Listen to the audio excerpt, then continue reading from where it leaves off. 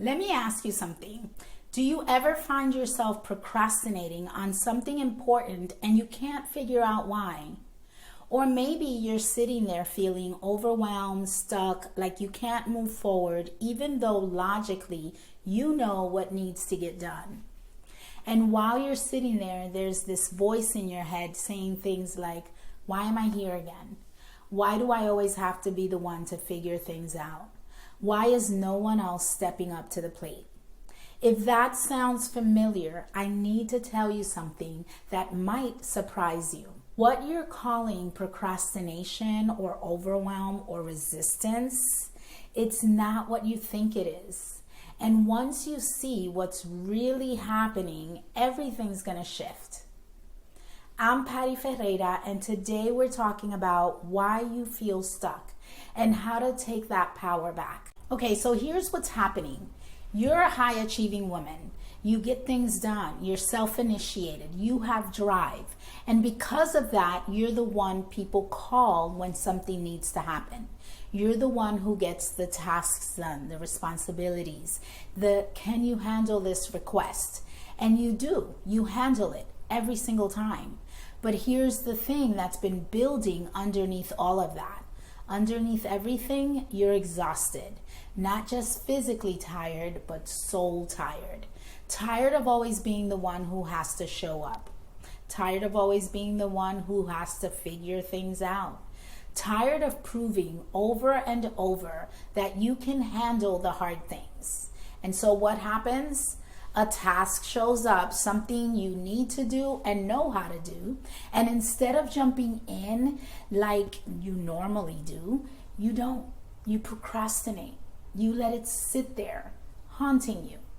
And you feel overwhelmed by something that objectively you've done hundreds of times before. And while it's sitting there, there's this inner conversation happening. Things like, why am I here again doing this annoying thing? How is it that I'm the only one that has to show up to do this? Why is no one else capable of this? And yet you call it procrastination or resistance or overwhelm.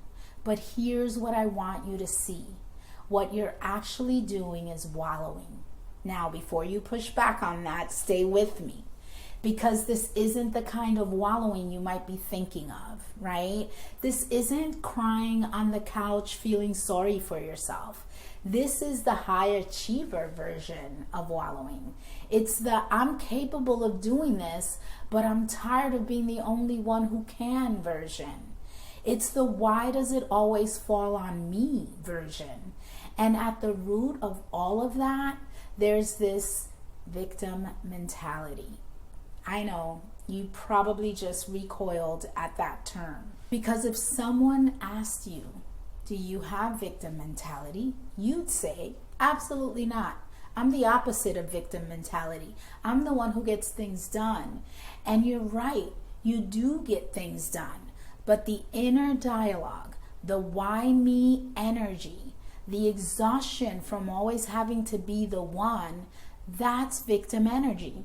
And it's keeping you stuck. Let me tell you about my own experience with this. For years, I didn't see myself as someone with victim mentality because to me, a victim was someone who cried over their situation and didn't do anything about it. And I was the opposite. I was the doer. I took care of things. I handled it. I was self-initiated. But what I didn't see until much later in my life was the way victims showed up for me. It wasn't in my work, it was more in my relationships with my friends, my partners, family, even my work teams. I had this inner language that ran on repeat. It sounded something like, why do I always have to be the one to get things done? Why is no one else able to figure this out? Here we are again, me doing everything, and I was angry about it. Not sad, angry. Angry that I had to be the one to take care of things. Angry that I was the victim of my own drive. Because people knew I could handle it. So they kept giving me more. And I kept taking it and resenting it. And that resentment That's why me energy. That was victim mentality. Just a different flavor than what we usually think of. It's victim with a little bit of a twist. The high achiever version of life is happening to me. And once I saw it, I couldn't unsee it. Because here's the thing, when you're in that energy, even if you're getting things done, you're not sourced. You're not empowered. You're stuck. You're haunted. And it chips away at your confidence. So let me walk you through what this actually looks like in real time. Because I see this with many of my clients often. A client will come to me and say, I have procrastination issues. And I'll ask, okay, walk me through your process. What happens when you need to do something? And she'll say something like, well, my first thing is I'll procrastinate. I'll just let it lay. I just let things sit there and haunt me for a while longer than I need to. And I'll ask, what's your inner conversation while you're just letting it sit there, procrastinating? And that's when the truth comes out. She'll say something like, I'll be thinking things like, why am I here again doing this annoying thing? How is it that I'm always the one who has to do this? Why is this where I'm at again and again by myself taking care of this? And I'll ask, what finally gets you out of that? And she'll say, grit, determination, stick-a-tivity, realizing that no one else is coming, realizing that this is mine to do. And that's when I gently point out, that inner conversation, that why me energy, that's not procrastination, that's wallowing, victim energy. And you can see it land because she didn't see it as victim. She saw it as procrastination, resistance, overwhelm. But really, she was waiting for someone else to take the lead. Waiting for someone to come in and help, to be proactive, to show up, not to fix her life, but just to participate. And when no one did, she'd pull herself together with grit and do it herself. But every time she did that, the exhaustion grew. The confidence chipped away a little bit more. The self-talk got louder and harsher. Because the underlying belief was, I'm alone in this. It's all on me. Why does it always have to be me? And that belief is victim energy. Now, here's why this is so common with high achieving women specifically. You've spent your whole life being capable. You've proven over and over that you can handle hard things. And because of that, people rely on you, your family, your team, your clients, your friends. They know if they give you something to do, it gets done. And at first, that feels good. It feels like you're valued, you're needed, you're important, you're smart. But over time, it starts to feel like I'm the only one.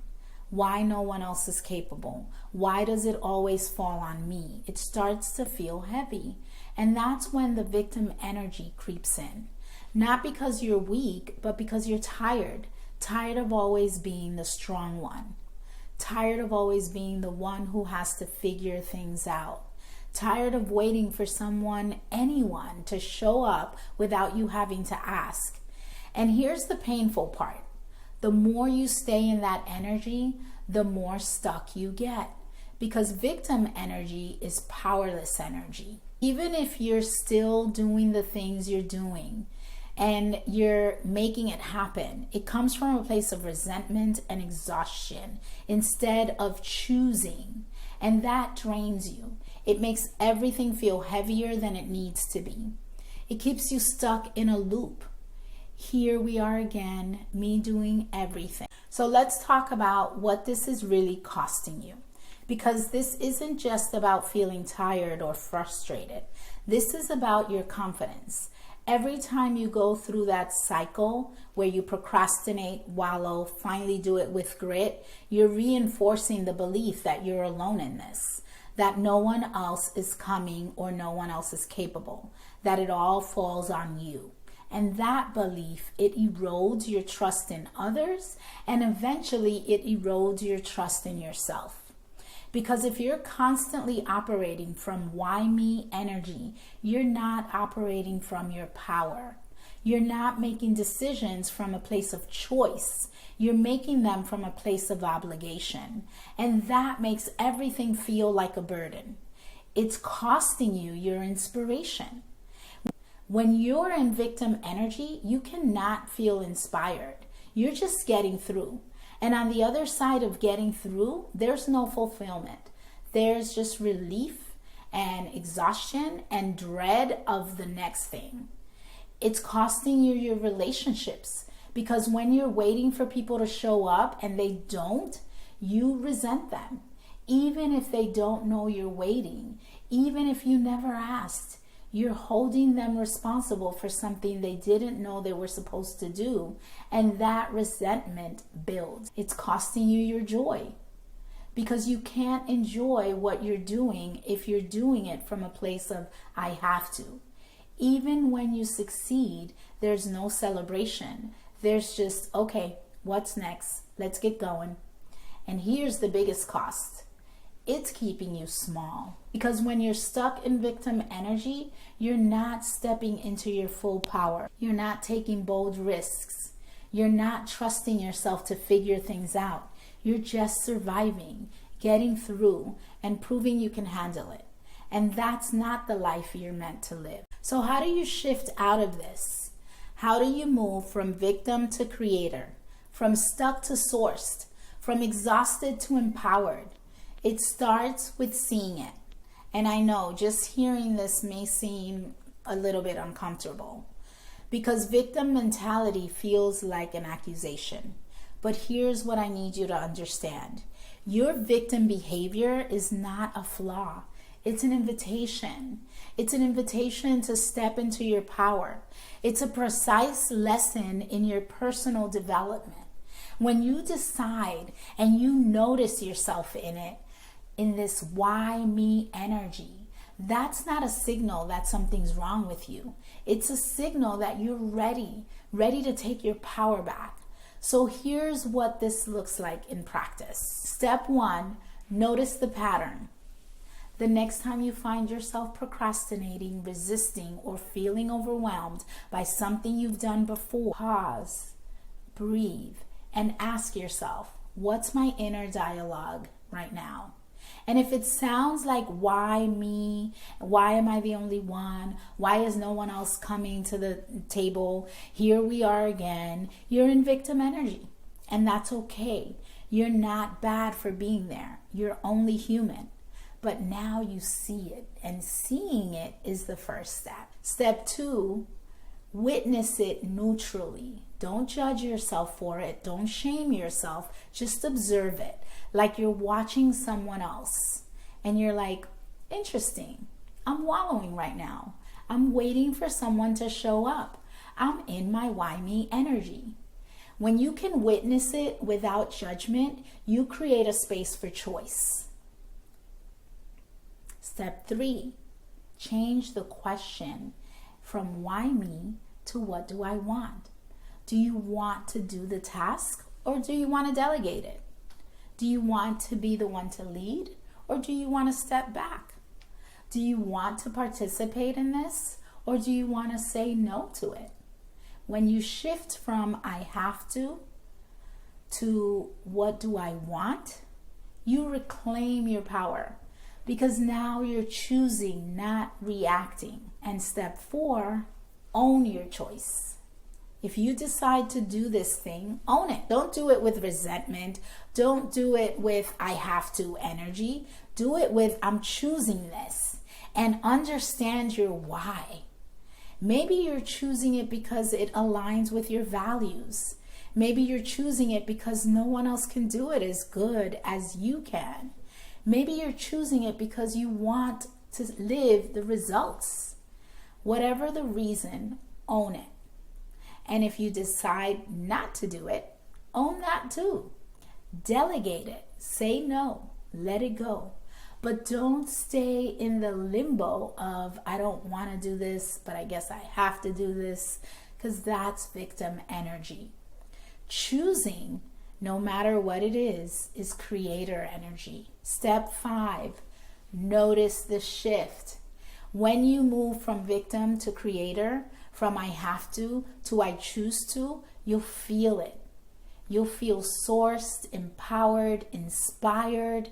Instead of stuck, you'll feel unstoppable. Instead of exhausted, you'll feel energized. And on the other side of the task, you'll feel fulfilled. Not just relieved, fulfilled. Because you did it from a place of power, not obligation. And that builds trust in yourself. That's what grows your confidence. That's what moves you forward. Now here's the bigger truth. You've probably heard the saying, life is happening for you, not to you. And maybe that's felt trendy or abstract, but here's the practical version. Every time you notice yourself in victim energy, every why me moment, that's life giving you an opportunity to see where you're giving your power away, an opportunity to reclaim it, an opportunity to choose differently. It's not a failure, it's a lesson, a precise personal lesson in your development. And the more you see it, the more you shift it, the more you become empowered by it. So the next time you feel stuck, ask yourself, what is this moment inviting me to see? Where am I giving my power away? What would it look like if I take it back? That's the shift from victim to creator, from stuck to sourced, from why me to why do I want to do this? And that changes everything. If this resonated with you, I want to invite you to 2 things. First, join the free 21-day Season of Self-Love Challenge. Day 6 of the challenge is all about recognizing patterns that keep you stuck, and it's including this one. It's free, and I'll put the link in the description. Second, if you want ongoing support, if you're ready to stop giving your power away and start living from choice, join Awakened and Rising. It's my $30 a month membership for high achieving women. We work on patterns like this every single week. We help you see them, we help you shift them, and step into your power. You get weekly live calls with me, a community of women who get it, and tools that actually work. The link will be in the description. But whether you join or not, I need you to hear this. You're not stuck. You're not powerless. You're not a victim of your circumstances. You're in the middle of a lesson. And the lesson is you have more power than you realize. It's time to take it back.